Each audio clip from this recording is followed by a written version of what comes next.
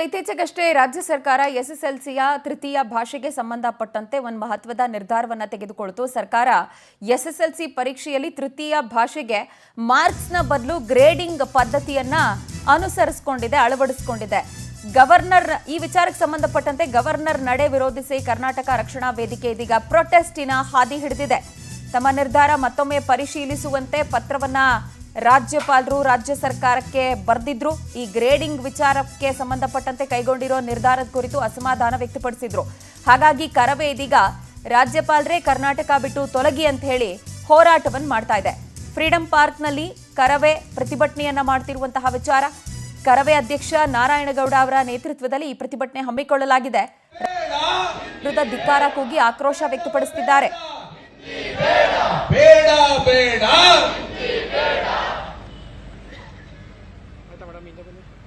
ರಾಷ್ಟ್ರ ಭಾಷೆ ಹಿಂದಿ ಅಂತ ಸುಳ್ಳು ಹೇಳುತ್ತಿರುವ ರಾಜ್ಯಪಾಲರಿಗೆ, ರಾಷ್ಟ್ರ ಭಾಷೆ ಹಿಂದಿ ಅಂತ ಸುಳ್ಳು ಹೇಳುತ್ತಿರುವ ಬಿಜೆಪಿಯ ಸಂಸದರುಗಳಿಗೆ, ರಾಷ್ಟ್ರ ಭಾಷೆ ಹಿಂದಿ ಅಂತ ಹೇಳುತ್ತಿರುವ ರಾಜ್ಯದ ಬಿಜೆಪಿಯ ಮುಖಂಡರುಗಳಿಗೆ, ಕನ್ನಡದ ಬಗ್ಗೆ ಕಾಳಜಿ ಇಲ್ಲದ ರಾಜ್ಯದ ಬಿಜೆಪಿ ಮುಖಂಡರುಗಳಿಗೆ, ನಾಡದ್ರೋಹಿ ಬಿಜೆಪಿಯ ಮುಖಂಡರುಗಳಿಗೆ, ಐಕ್ಯತೆಯನ್ನು ಒಡೆಯುತ್ತಿರುವ ಹಿಂದಿ ಭಾಷೆಗೆ, ದೇಶದ ಒಕ್ಕೂಟವನ್ನು ಹಾಳು ಮಾಡುತ್ತಿರುವ ಹಿಂದಿ ಭಾಷೆಗೆ, ದೇಶದ ಐಕ್ಯತೆಯನ್ನು ಹಾಳು ಮಾಡುತ್ತಿರುವ ಹಿಂದಿ ಏರಿಕೆಗೆ, ರಾಜ್ಯದಲ್ಲಿರುವ ಹಿಂದಿ ಸಾಮ್ರಾಜ್ಯಶಾಹಿಗಳಿಗೆ, ಹಿಂದಿ ಸಾಮ್ರಾಜ್ಯಶಾಹಿಗಳ ಪರ ವಾದ ಮಾಡುತ್ತಿರುವ ರಾಜ್ಯದಲ್ಲಿರುವ ನಾಡದ್ರೋಹಿಗಳಿಗೆ, ಹಿಂದಿ ಸಾಮ್ರಾಜ್ಯಶಾಹಿಗೆ, ಹಿಂದಿ ಏರಿಕೆಗೆ. ಹಿಂದಿ ಭಾರತ ಅಲ್ಲ, ಇದನ್ನ ನಮ್ಮ ರಾಷ್ಟ್ರೀಯ ನಾಯಕಗಳು ಅರ್ಥ ಮಾಡ್ಕೋಬೇಕು. ನಮ್ಮ ರಾಜ್ಯಪಾಲರು ಸಹ ಅರ್ಥ ಮಾಡ್ಕೋಬೇಕು. ಮಾನ್ಯ ರಾಜ್ಯಪಾಲರು, ಕರ್ನಾಟಕದ ರಾಜ್ಯಪಾಲರೇ, ನೀವು ಕರ್ನಾಟಕದಲ್ಲಿದ್ದೀರಿ. ಕರ್ನಾಟಕದ ರಾಜ್ಯಪಾಲರು ನೀವು ಕರ್ನಾಟಕದ ಮಕ್ಕಳ ಭವಿಷ್ಯ ಮತ್ತು ಕರ್ನಾಟಕದ ಭಾಷಾ ಸಂಸ್ಕೃತಿಯನ್ನ ರಕ್ಷಣೆ ಮಾಡುವಂತ ಹೊಣೆ ನಮ್ಮ ರಾಜ್ಯಪಾಲರ ಆಗಬೇಕಾಗಿತ್ತು. ಅದು ಬಿಟ್ಟು ಹಿಂದಿ ಸಾಮ್ರಾಜ್ಯಶಾಹಿಗಳ ಏಜೆಂಟ್ರಂತೆ ನಮ್ಮ ರಾಜ್ಯಪಾಲರು ವರ್ತಿಸೋದನ್ನ ನೋಡಿದಾಗ ನಮಗೆ ಅನಿಸಿದ್ದು, ಈ ರಾಜ್ಯಪಾಲರು ಕರ್ನಾಟಕದಲ್ಲಿ ರಾಜ್ಯಪಾಲರಾಗಲಿಕ್ಕೆ ಯೋಗ್ಯರಲ್ಲ. ಇವ್ರನ್ನ ತಕ್ಷಣ ಭಾರತ ಸರ್ಕಾರ ವಾಪಸ್ ಕರೆಸ್ಕೊಳ್ಳಿ ಕೇಂದ್ರಕ್ಕೆ. ಇಂಥ ರಾಜ್ಯಪಾಲರ ಅಗತ್ಯ ನಮ್ಮ ಕರ್ನಾಟಕಕ್ಕಿಲ್ಲ ಅಂತ ಹೇಳುವ ಕೆಲಸವನ್ನ ನಾವಿವತ್ತು ಮಾಡ್ತಾ ಇದ್ದೀವಿ. ರಾಜ್ಯಪಾಲರೇ, ನಿಮಗೆ ಹಿಂದಿಯ ಪ್ರೀತಿ ಇದ್ರೆ, ಕಾಳಜಿ ಇದ್ರೆ, ನಿಮ್ಮ ಉತ್ತರ ಭಾರತದ ರಾಜ್ಯಗಳಲ್ಲಿ ದ್ವಿಭಾಷಾ ನೀತಿ ಇದೆಯಲ್ಲ, ಅಲ್ಲಿ ಒಂದು ಕನ್ನಡ ಭಾಷೆಯನ್ನ ಕಲಿಸಕ್ಕೆ ಹಿಂದಿಯನ್ನ ಮುಂದಿಟ್ಕೊಂಡು ಹೊಡಿಲಿಕ್ಕೆ ಹೋಗಿದ್ದೀರಲ್ಲ, ನೀವು ದೇಶದ್ರೋಹಿಗಳು. ನೀವು ಬಿಜೆಪಿ ನಾಯಕರು, ನೀವು ದೇಶದ್ರೋಹಿಗಳು. ಹಿಂದಿ ವಿಚಾರದಲ್ಲಿ ಮಾತಾಡ್ತಿರಲ್ಲ, ಯಾವತ್ತಾದ್ರೂ ಕನ್ನಡದ ಮಕ್ಕಳ ಭವಿಷ್ಯದ ಬಗ್ಗೆ ಮಾತಾಡಿದ್ದೀರಾ? ಕನ್ನಡದ ಮಕ್ಕಳು ಏನಾಗಿದ್ದಾರೆ ಅಂತ ಗೊತ್ತಿದೆ? ಪ್ರತಿ ವರ್ಷ ತ್ರಿಭಾಷಾ ಸೂತ್ರವನ್ನ ನಮ್ಮ ಮೇಲೆ ಯಾಕೆ ಬಲವಂತ ಹೇರಿಕೆ? ಇವತ್ತು ಎಲ್ಲೂ ತ್ರಿಭಾಷಾ ಸೂತ್ರ ಇಲ್ಲ. ಪಕ್ಕದ ತಮಿಳುನಾಡಲ್ಲಿ ದ್ವಿಭಾಷಾ ಸೂತ್ರ, ನಿಮ್ದೇ ಸರ್ಕಾರ ಮಹಾರಾಷ್ಟ್ರ ದ್ವಿಭಾಷಾ ಸೂತ್ರ, ಉತ್ತರ ಭಾರತದ ಅನೇಕ ರಾಜ್ಯಗಳಲ್ಲಿ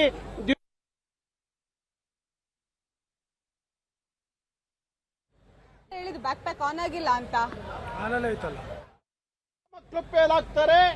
2025ರಲ್ಲಿ 1,40,000 ಮಕ್ಕಳು, ಕನ್ನಡದ ಮಕ್ಕಳು ಫೇಲ್ ಆಗ್ತಾರೆ ಹಿಂದಿ ಒಂದು ಭಾಷೆಯಿಂದ. ಆಗ ರಾಜ್ಯಪಾಲರು ಏನ್ ಮಾಡ್ತಾ ಇದ್ರಿ?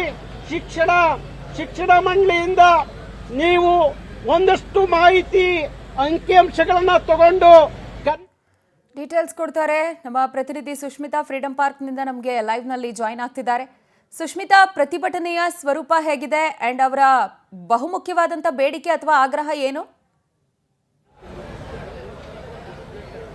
ಎಸ್ ಪ್ರಜ್ವಲ, ಏನು SSLC ಪರೀಕ್ಷೆಯಲ್ಲಿ ತೃತೀಯ ಭಾಷೆ ಹಿಂದಿ ಏನಿದೆ ಆ ಒಂದು ಭಾಷೆಗೆ ಅಂಕವನ್ನ ನಾವು ನೀಡೋದಿಲ್ಲ, ಗ್ರೇಡಿಂಗ್ ಅನ್ನ ನೀಡ್ತೀವಿ ಅಂತ ಹೇಳಿ ಶಿಕ್ಷಣ ಸಚಿವರು ಒಂದು ಆದೇಶವನ್ನ ನೀಡ್ತಾರೆ. ಅದಾದ ಬಳಿಕ ಇದೀಗ ಈ ಒಂದು ನಿರ್ಧಾರ ಏನಿದೆ ಆ ಒಂದು ನಿರ್ಧಾರವನ್ನ ಮರುಪರಿಶೀಲನೆ ಮಾಡಬೇಕು ಅಂತ ಹೇಳಿ ರಾಜ್ಯಪಾಲರು ಸರ್ಕಾರದ ಮುಖ್ಯ ಕಾರ್ಯದರ್ಶಿಗೂ ಕೂಡ ಒಂದು ಪತ್ರವನ್ನ ಬರೀತಾರೆ. ಆದರೆ ರಾಜ್ಯಪಾಲರ ಈ ನಡೆಗೆ ಕರವೇ ಇವಾಗ ಆಕ್ರೋಶವನ್ನ ಹೊರಹಾಕ್ತಾ ಇರುವಂತದ್ದು. ಸದ್ಯ ಫ್ರೀಡಂ ಪಾರ್ಕ್ ನಲ್ಲಿ ನೂರಾರು ಸಂಖ್ಯೆಯಲ್ಲಿ ಕರವೇ ಕಾರ್ಯಕರ್ತರು ಪ್ರತಿಭಟನೆಯನ್ನ ಮಾಡ್ತಾ ಇರುವಂತದ್ದು. ಪ್ರಮುಖವಾಗಿ ರಾಜ್ಯಪಾಲರು ಕರ್ನಾಟಕದಲ್ಲಿದ್ದು ಈ ರೀತಿಯಲ್ಲಿ ಒಂದು ನಿರ್ಧಾರವನ್ನ ಬದಲಾಯಿಸಿ ಅಂತ ಹೇಳಿ ಪತ್ರ ಬರೆಯೋದು ಎಷ್ಟರ ಮಟ್ಟಿಗೆ ಸರಿ, ಇದ್ರ ಜೊತೆಗೆ ಕರ್ನಾಟಕದಲ್ಲಿ ರಾಜ್ಯಪಾಲರಾದ ಬಳಿಕ ಅವರು ಕರ್ನಾಟಕಕ್ಕೆ ಹೆಚ್ಚಿನ ಆದ್ಯತೆಯನ್ನ ನೀಡಬೇಕು ಅಂತ ಹೇಳಿ ಅವರೆಲ್ಲರೂ ಕೂಡ ಆಗ್ರಹ ಮಾಡ್ತಾ ಇರೋದು. ಹೀಗಾಗಿ ರಾಜ್ಯಪಾಲರು ಕರ್ನಾಟಕವನ್ನ ಬಿಟ್ಟು ತೊಲಗಿ ಅಂತ ಹೇಳಿ ಅವರು ಒಂದು ಆಕ್ರೋಶವನ್ನು ಕೂಡ ಹೊರ ಹಾಕ್ತಾ ಇರುವಂತದ್ದು. ನನ್ನ ಜೊತೆ ಸಾಕಷ್ಟು ಮಹಿಳಾ ಕರವೇ ಕಾರ್ಯಕರ್ತರಿದ್ದಾರೆ, ಅವರನ್ನ ನಾನು ಮಾತಾಡ್ತಾ ಹೋಗ್ತೀನಿ. ಮೇಡಮ್, ರಾಜ್ಯಪಾಲರು ಏನು ಒಂದು ಹಿಂದಿ ಭಾಷೆಯನ್ನ ಗ್ರೇಡಿಂಗ್ ಅನ್ನ ನೀಡಬೇಕು ಅಂತ ಹೇಳಿ ಸರ್ಕಾರ ಮಾಡಿದಂತಹ ನಿರ್ಧಾರವನ್ನ ಒಂದು ಮತ್ತೊಮ್ಮೆ ಮರುಪರಿಶೀಲನೆ ಮಾಡಿ ಅಂತ ಹೇಳಿ ಸರ್ಕಾರಕ್ಕೆ ಪತ್ರ ಬರೀತಾರೆ. ಆ ಒಂದು ಪತ್ರದ ವಿರುದ್ಧ ನೀವು ಆಕ್ರೋಶವನ್ನ ಹೊರ ಹಾಕ್ತಾ ಇದ್ದಾರೆ, ಏನ್ ಆಗ್ರಹ ಮಾಡ್ತಾ ಇದ್ದೀರಾ? ನೋಡಿ, ಇವತ್ತು ಕರ್ನಾಟಕ ರಕ್ಷಣಾ ವೇದಿಕೆ ನಮ್ಮ ನಾಯಕರಾದ ಟಿ.ಎ. ನಾರಾಯಣಗೌಡರ ನಾಯಕತ್ವದಲ್ಲಿ ಇವತ್ತು ಒಂದು ಸಾಂಕೇತಿಕವಾಗಿ ಈ ಫ್ರೀಡಂ ಪಾರ್ಕ್ ಅಲ್ಲಿ ಒಂದು ಪ್ರತಿಭಟನೆಯನ್ನು ಹಮ್ಮಿಕೊಂಡಿರೋದು. ಏನು ರಾಜ್ಯಪಾಲರು ಈ ರಾಜ್ಯವನ್ನ ಪಾಲನೆ ಮಾಡಬೇಕಾಗಿರುವಂತಹ ರಾಜ್ಯಪಾಲರು ನಾಡ ವಿರೋಧಿ ನಿಲುವನ್ನು ತಗೊಂಡಿರೋದ್ರ ವಿರುದ್ಧವಾಗಿ ನಾವು ಇವತ್ತು ಪ್ರತಿಭಟನೆಯನ್ನು ಹಮ್ಮಿಕೊಂಡಿರೋದು. ಇದು ಸಾಂಕೇತಿಕ ಪ್ರತಿಭಟನೆ ಅಷ್ಟೇ.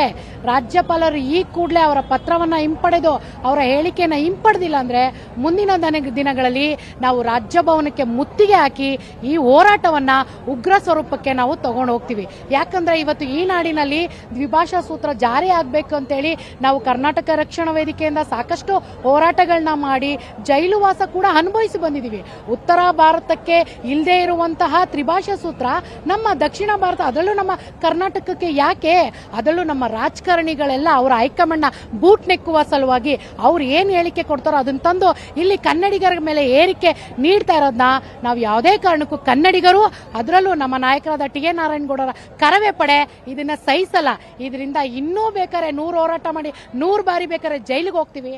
ಆದ್ರೆ ನಮ್ಮ ರಾಜ್ಯದಲ್ಲಿ ಹಿಂದಿ ಹೇರಿಕೆ ಮಾಡಕ್ಕೆ ನಾವು ಯಾವುದೇ ಕಾರಣಕ್ಕೂ ಬಿಡೋದಿಲ್ಲ.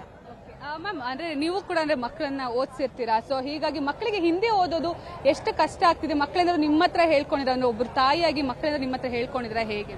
ಹೇಳ್ಕೊಂಡಿದ್ದು ನನ್ನ ಮಗನೇ ಇಂಟ್ಲು, ನನ್ನ ಮಗ ಮೊಮ್ಮಗ ಇಬ್ರು ಓದ್ತಾ ಇದ್ದಾರೆ. ಅವ್ರಿಗೂ ಹಿಂದಿ ಅನ್ನೋದು ತುಂಬಾ ಕಷ್ಟ ಅವ್ರಿಗೆ.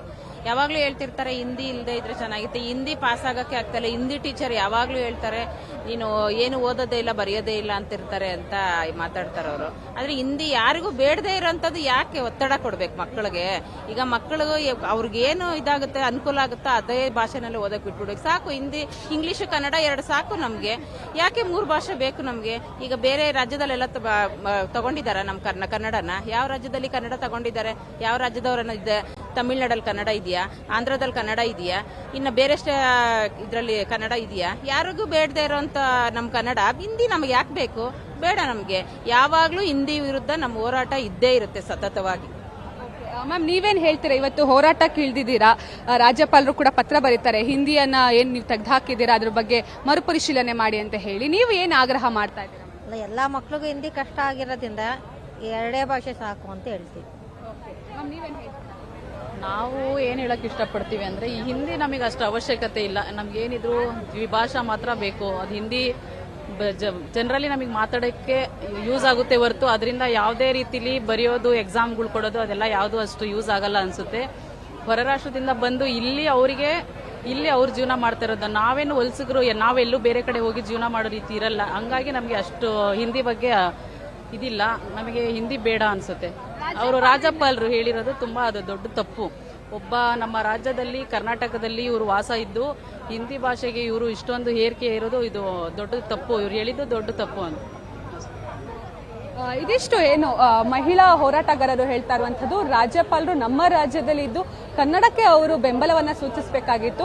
ಈ ಒಂದು ತ್ರಿಭಾಷೆ ಏನಿದೆ ಅಂದ್ರೆ ಕನ್ನಡ, ಇಂಗ್ಲಿಷ್, ಹಿಂದಿ, ಈ ಒಂದು ಹಿಂದಿ ಭಾಷೆಯಿಂದ ಮಕ್ಕಳಿಗೂ ಕೂಡ ಕಲಿಕೆ ಸಾಕಷ್ಟು ತೊಂದರೆ ಆಗ್ತಾ ಇದೆ. ನಮಗೆ ಓದ್ಲಿಕ್ಕೂ ಆಗೋದಿಲ್ಲ ಅಂತ ಹೇಳಿ ಮಕ್ಕಳು ಮನೆಗೆ ಬಂದು ಹೇಳ್ತಾರೆ ಅಂತ ಹೇಳಿ ಇಲ್ಲಿರುವಂತಹ ಮಹಿಳಾ ಹೋರಾಟಗಾರರು ಹೇಳ್ತಾ ಇರುವಂತದ್ದು. ಹೀಗಾಗಿ ಬೇರೆ ಯಾವುದೇ ರಾಜ್ಯದಲ್ಲೂ ಇಲ್ದಲೇ ಇರುವಂತಹ ತ್ರಿಭಾಷಾ ಸೂತ್ರ ನಮ್ಮ ರಾಜ್ಯದಲ್ಲಿ ಯಾಕೆ? ನಮಗೆ 2 ಭಾಷೆ ಸಾಕು, ನಾವು 2 ಭಾಷೆಯಲ್ಲಿ ಕಲಿತೀವಿ, ಮಕ್ಕಳನ್ನು ಕೂಡ ಕೂಡ ಓದಿಸ್ತೀವಿ, ನಮಗೆ ಹಿಂದಿ ಏರಿಕೆ ಬೇಡ ಅಂತ ಹೇಳಿ ಇವರೆಲ್ಲರೂ ಕೂಡ ಆಗ್ರಹವನ್ನ ಮಾಡ್ತಾ ಇರುವಂತದ್ದು. ಹಾಗೆ ಅವ್ರು ಹೇಳ್ತಾ ಇರುವಂತದ್ದು, ಇವತ್ತು ಸಾಂಕೇತಿಕವಾಗಿ ನಾವು ಹೋರಾಟ ಮಾಡ್ತಾ ಇದ್ದೀವಿ, ಏನಾದ್ರೂ ರಾಜ್ಯಪಾಲರು ತಮ್ಮ ಪತ್ರವನ್ನ ಹಿಂಪಡೆದೇ ಇದ್ರೆ ನಮ್ಮ ಮತ್ತಷ್ಟು ಉಗ್ರ ಸ್ವರೂಪದಲ್ಲಿ ನಾವು ಹೋರಾಟವನ್ನ ಮಾಡ್ತೀವಿ ಅಂತ ಹೇಳ್ತಾ ಇದ್ದಾರೆ ಪ್ರಜ್ವಲ.